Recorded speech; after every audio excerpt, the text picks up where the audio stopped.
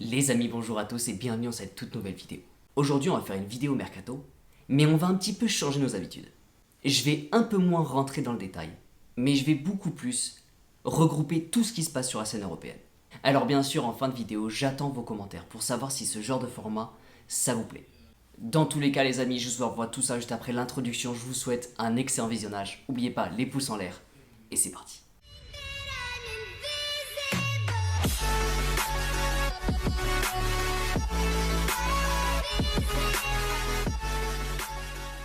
Bon les amis, commençons directement le mercato. Ce que je vais d'abord faire, c'est que je vais prendre justement toutes les pistes qui sont ultra chaudes. Les grosses informations du mercato. Et ensuite, bien sûr, je vous parlerai de ce qui se passe au niveau du Paris Saint-Germain. Donc commençons directement par le cas Ronaldo. Vous savez, Ronaldo est sur le départ de Manchester United. C'est confirmé, Ronaldo va quitter Manchester United. Et du coup, il y a plusieurs clubs qui sont en phase de le récupérer. Manchester City, Chelsea, Real Madrid, le Barça, il y a beaucoup de rumeurs qui tournent en ce moment. Je préfère être honnête avec vous, je pense pas qu'il ira vers le FC Barcelone. Pour moi, c'est insensé. Vers le Real Madrid, je vous ai déjà expliqué, Ronaldo, je ne pense pas qu'il ira vers le Real Madrid. Je pense pas qu'il fera un immense retour vers ce club-là. Manchester City, ça me paraîtrait quand même compliqué. Ronaldo a souvent été intéressé par l'idée de revenir vers le Paris Saint-Germain. Mais est-ce qu'aujourd'hui, Paris est sur la même philosophie que l'année dernière? C'est-à-dire faire venir des stars au PSG. Mais un club est en train de se positionner sur le cas Ronaldo. Il s'agit de Chelsea. Lukaku est en train de faire son grand retour vers l'Inter Milan. Et Chelsea aurait justement besoin de renforcer ce poste-là. Donc c'est pour ça que Chelsea serait prêt à payer la dernière année de contrat de Cristiano Ronaldo, s'élevant justement à 16 millions d'euros. Donc ça serait pas complètement impossible que Ronaldo débarque vers Chelsea cet été. À ce moment-là, il resterait complètement en Angleterre. Et de toute manière, il y a eu une immense rumeur à propos de Ronaldo qui pourrait aller vers le Bayern Munich. Mais le Bayern Munich a récemment précisé qu'il refusait tout transfert de Ronaldo vers le Bayern. Donc Ronaldo n'ira pas au Bayern Munich. C'est pour ça qu'aujourd'hui, la piste de Ronaldo vers Chelsea est extrêmement chaude. Alors parlons maintenant d'un autre joueur qui pourrait rejoindre l'Inter Milan. Il s'agit de Paulo Dybala. Paulo Dybala est sur sa dernière année de contrat et à en croire la presse, Paulo Dybala s'inquiète énormément pour son avenir. Il y aurait aujourd'hui un club qui serait capable de le récupérer, encore une fois c'est l'Inter Milan. L'Inter Milan aurait communiqué avec Paulo Dybala et serait prêt à l'accueillir dès cet été. Le seul problème c'est que l'Inter Milan vient de récupérer Romelu Lukaku qui a un salaire assez colossal. Donc récupérer Dybala plus Lukaku, l'Inter Milan a besoin de régresser sa masse salariale de son côté avant d'accueillir Paulo Dybala. C'est pour ça qu'ils ont précisé avec Dybala qu'il fallait que le joueur attende patiemment. Le seul problème c'est que Paulo Dybala est assez stressé et s'inquiète beaucoup par rapport à son avenir, justement le prochain club dans lequel il veut aller. Il veut absolument trouver un club assez rapidement. C'est pour ça que de son côté, l'agent de Paulo Dybala est en train de mettre la pression à l'Inter Milan. L'agent de Dybala est en train de prévoir des rendez-vous avec des clubs anglais. Et justement, l'agent de Dybala serait rentré en communication avec le club de Manchester United. Il y aurait une possible arrivée de Paulo Dybala vers Manchester United, justement dans l'optique de remplacer le départ de Cristiano Ronaldo. Mais dans tous les cas, l'affaire Paulo Dybala reste complètement à suivre de très près. Et justement, quand on parle de la fin de contrat de Paulo Dybala, on parle directement de la Juventus qui est en train de perdre Paulo Dybala.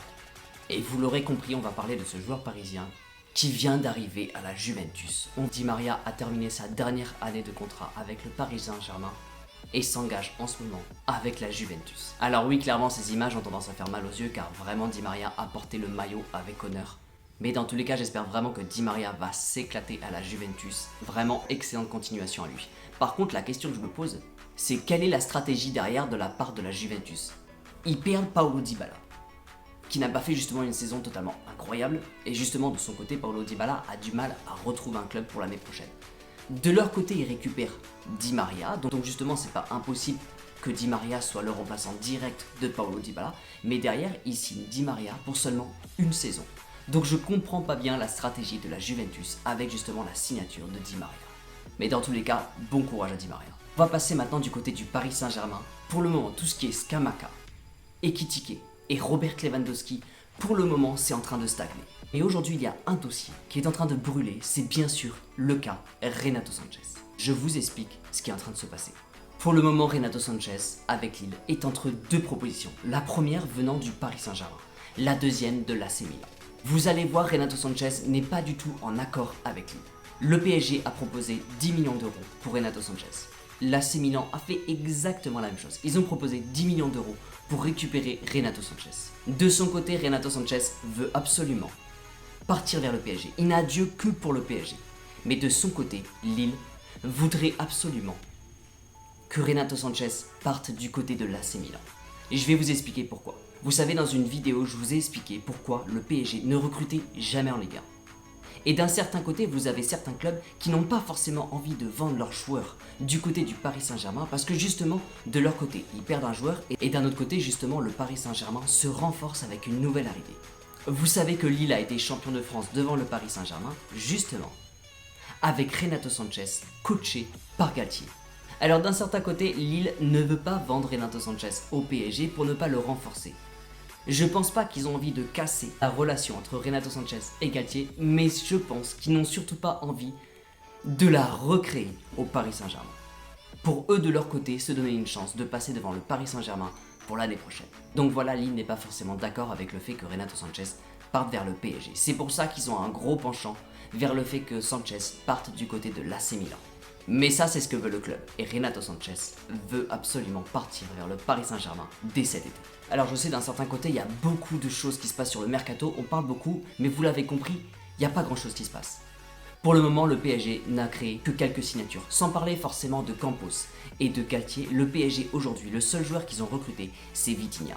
Et on parle beaucoup de Scamacca, de Skriniar, de Lewandowski, de Ekitike. Et même avec les cas Fofana et Sanchez, pour le moment, il n'y a rien qui est concrétisé. Ne vous inquiétez pas, le PSG est sur le point de partir justement pour créer sa tournée au Japon le 14 juillet. Et l'idée de Campos aujourd'hui, c'est de valider la signature de Renato Sanchez avant de partir pour la tournée au Japon. Donc c'est pas impossible que dans les prochains jours, il se passe réellement beaucoup de choses. Je pense que beaucoup de choses vont se décortiquer dès la semaine prochaine. En attendant, bien sûr, on reste patient. Le PSG est sur beaucoup de dossiers en même temps. Mais c'est pas impossible que dans les prochains jours, on ait beaucoup de bonnes nouvelles. Les amis, j'espère que cette vidéo vous a plu. Bon, du coup, vidéo un peu plus courte que d'habitude. N'hésitez pas d'ailleurs dans les commentaires, encore une fois, à me dire si vous aimez bien ce genre de format où on va justement un peu moins dans les détails et qu'on englobe un peu plus tout ce qui se passe sur la scène européenne. Dans tous les cas, j'espère que ça vous a plu, j'espère que vous avez un bon moment et justement, j'espère que cette vidéo a répondu un maximum à vos attentes. Si c'est le cas, bien sûr, n'oubliez pas de mettre votre plus beau pouce vers le haut. Bien sûr, de votre côté, n'oubliez pas de vous abonner si ce n'est pas déjà fait. Je vous souhaite une excellente journée. Merci beaucoup de me suivre. Merci pour votre soutien. N'oubliez pas, prenez soin de vous. Et surtout, n'oubliez pas que ici, c'est Paris.